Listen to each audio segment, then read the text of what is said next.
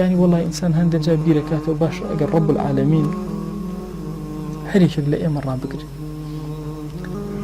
والله أي عبد عادي شام دايتي تشيد لك دسم دايتي تشيد لك ذهنم دايتي تشيد لك عقلم دايتي دركم دايتي مالم دايتي خزم كسم دايتي باوكو دايكم في عطا كردي پروردم كردي كورم كردي هيچ نأزاني هموش دايكم في عطا كردي شيد لك أي عبد والله يشي منك حتى أقل خوي قرب رسال لك أي عبد شهوات مدايتي شهوات بو بقاي نسل إنسانيا بو إنسانات بمينة ولا سداته تشيد لك رسال لك أي عبد نك أمانة هرم بو روشن كرديته همو النعمتان بيداي بيشموتي چوني بكار بيني تشيد لك باش إنسان أقل أهولا بدم خواه روج لرجان رابي جيرين أبي تشيد جواب باتو أبي بلا تشيد على بلا خواه يان تشيم كرد تشيم لم نعمتانا كرد چون مصرف كرد لچيا كوتاين بي هنا بويا فرماشتكا فرمي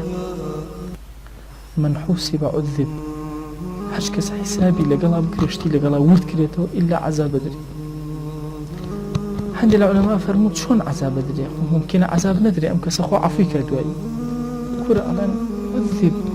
بس برسال لك إنك عذابك زور قولي خجالت بي لبردن خواه شرمزارة الإنسان لبردن خواه نازانت چي بكا چي بلي شون جواب باتو بويا ضرورة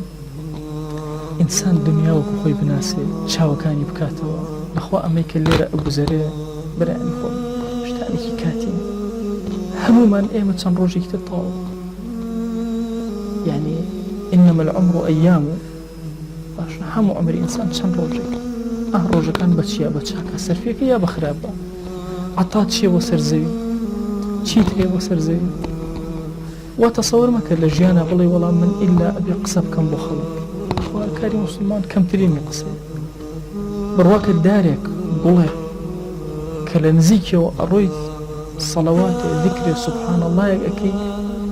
إلا أم دار أبدا شهيدي كيزور كوربوتو أم قول شهيدي بوتو أبدا